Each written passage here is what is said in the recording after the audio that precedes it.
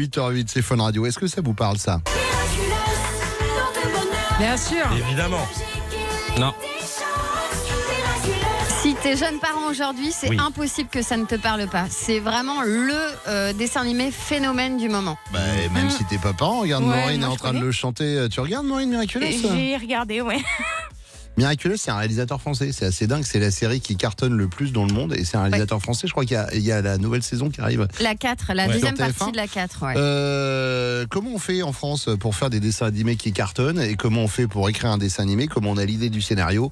Et ben, on va voir le réalisateur français de Miraculous qui sera avec nous dans 5 minutes. Voilà, ça fait partie des trucs. Si un jour vous dites, tiens, mon métier, j'aimerais bosser dans le milieu de dessin animé, en France, on est vachement en avance, on a de très bons créateurs. 8h12, c'est Fun Radio. Bonjour les copains.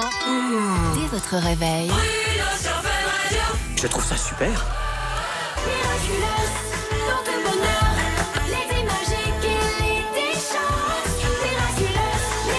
Bon, évidemment, ceux qui ont des enfants en bas âge dans l'équipe sont pas passés à côté du phénomène. Mais pas que, puisque regarde, Maureen qui a 20 piges regarde de temps en temps Miraculous. Bah ouais, moi j'adore les dessins Y a pas animés de de toute honte. façon. Non mais c'est bien, en plus, je le disais tout à l'heure, on se plaint toujours, en France, on a des vrais génies du dessin animé. On fait appel à nous. Il y en a beaucoup qui partent travailler aux États-Unis d'ailleurs. Et en France, on crée des dessins animés canons. Il faut se vanter un peu à un moment. C'est le cas de Miraculous. On a Thomas Astruc, qui est le réalisateur de Miraculous, qui est avec nous ce matin en direct sur Fun Radio. Salut Thomas. Salut à tous. Thomas. Alors, on disait, Thomas, c'est la série qui cartonne auprès des enfants. Costumes, produits dérivés, chansons, etc. Elle est née comment, l'idée de cette série à la base? C'est un gag en fait. Je travaillais dans un studio d'animation à l'époque et puis il y a une collègue qui avait un t-shirt avec une coccinelle dessus et je l'ai caricaturé en super-héroïne coccinelle. Ouais. Génial. Et voilà, et je me suis dit, dis donc, il marche pas mal ce personnage, faudrait que je pense à en faire un truc.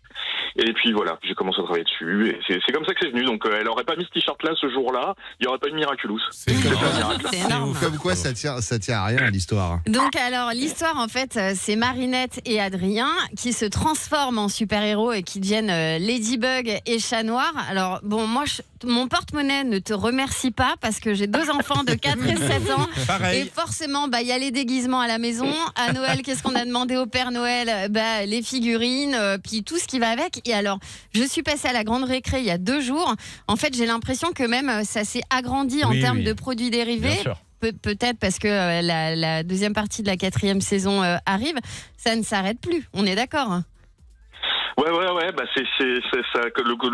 ça continue à avoir un succès grandissant. Et puis là, comme en plus on a 2 saisons qui arrivent coup sur coup, forcément oui, ça prend l'ampleur, ouais. Bon, et mais du coup, quand t'es le créateur du truc, ça fait rentrer un peu de beurre dans les épinards ou pas? Tu croques un peu à cette histoire ou pas, Thomas? Regarde, je vous reçois dans ma cuisine. Je les vois gars, ça. hein. Elle est bien équipée. Je vois ça, je suis en train d'essayer de les chercher, les ségrisseurs de richesse. Bon alors Thomas, est-ce que dans la saison 4, Marinette et Adrien, ils vont enfin se pécho pour de vrai? Ah, s'il te plaît. Je peux rien dire, j'ai pas le droit. Je peux pas. C'est Parce bon. que là, on n'en peut plus. Autant quand ils sont en Chat Noir et dans Ladybug, tu sens bien qu'il y a Anguille sous roche. Mais là, dans la vraie vie, quand même, faut y aller, les gars, quoi. Non, il y a un truc dont je voulais parler, c'est les guests. Dans la saison 1, il y avait Josiane Balasco qui a été modélisée, qui a fait sa voix. Philippe Candeloro dans la saison 2. Dans les nouveaux épisodes qui vont être diffusés, il y a un nouveau personnage, Harry Clown. C'est Quesada, Christian Quesada, vous avez choisi. C'est très bizarre. C'est Franck Dubosc, hein, c'est ça qui va le faire. Tu peux nous en dire plus? Tout à fait, ouais. Non, c'est de temps en temps quand on écrit des épisodes sur une thématique particulière, il y avait le théâtre, il y avait le patin à glace et tout ça. À chaque fois, on se dit tiens, est-ce que ça pourrait pas être marrant d'avoir un invité comme ça qui est un invité français, qui est dans ses spécialités, qui pourrait venir faire une voix et comme ça, déjà c'est rigolo pour les Français et puis ça permet de faire découvrir ces gens-là un petit peu en dehors de nos frontières. Donc là, il y a Franck. Là, on avait un personnage de comédien.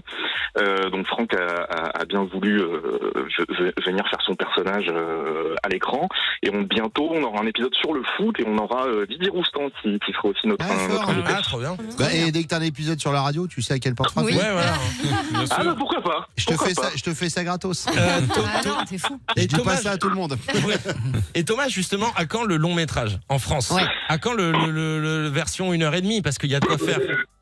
Ah oui, clairement. Bah écoute, il y a en préparation là un long métrage qui est produit par Zach Toon et Media One, par sa filiale, par le truchement de sa filiale One Entertainment. Ouais. Donc ça, c'est un film qui devrait sortir courant 2022.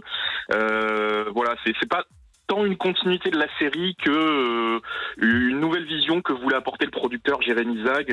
Donc voilà, il a écrit, réalisé et fait la musique de ce film lui-même. Voilà, donc il D'accord. voulait apporter sa vision sur le concept. Thomas, je disais tout à l'heure, on est d'accord qu'en France, on est dans une dynamique assez dingue sur tout ce qui est film d'animation. Je disais, il y a un vrai vivier aujourd'hui qui apparaît là depuis une quinzaine d'années maintenant, avec des créateurs et qui s'exportent à l'étranger, aux États-Unis et tout ça. C'est un truc de fou, vraiment. Ouais, on est pas mauvais. On a de très bonnes écoles, donc ça aide. Quel Et genre puis, on a un d'école système Tiens, de- je le dis parce que tu sais, il y a beaucoup de jeunes qui écoutent l'émission le matin. Quel genre d'écoles sont un peu référentes quand on veut bosser dans le domaine de l'animation? Oh bah avant, c'était pas très compliqué. Il y en avait juste une ou deux. Il y avait Émile Cole à Lyon et puis il y avait les Gobelins à Paris. Ouais. Mais alors depuis, il y a eu un boom et maintenant il y en a plein. Il y a Lizard, il y en a une dont j'ai fait l'ouverture récemment en Normandie. Là, c'est l'Animéa. Donc voilà, il y en a vraiment plein et elles sont toutes excellentes. Donc voilà, Il y a le choix, quoi. il y a du taf. Il y a du taf en plus. On est vraiment en pénurie de bons techniciens. Donc n'hésitez pas, faites des études, venez faire des dessins animés. Non, mais c'est C'est super. trop en vrai. bien. C'est trop bien. Miraculous, voilà, c'est un succès français. Thomas en est le créateur. Merci beaucoup, Tom, d'être passé ce matin sur Fun Radio. Merci à vous. Et c'était pas une vanne, hein, si t'as besoin d'une voix d'animateur, je le fais. Hein. J'ai déjà fait des voix de dessin Je animé. regarde ça. Et Je garde ça en tête, J'ai pas de fait souci. l'âge de glace, Ah j'ai oui, fait, c'est vrai. ouais, j'en ai fait quelques-uns. Merci Thomas d'être passé ce matin. Tu sais qu'un jour, ils ont voulu me modéliser pour la série. Ouais, il n'y Oui, avait pas assez de place sur Ouais, l'écran. ça coûtait trop cher en crayon papier. C'était pas possible.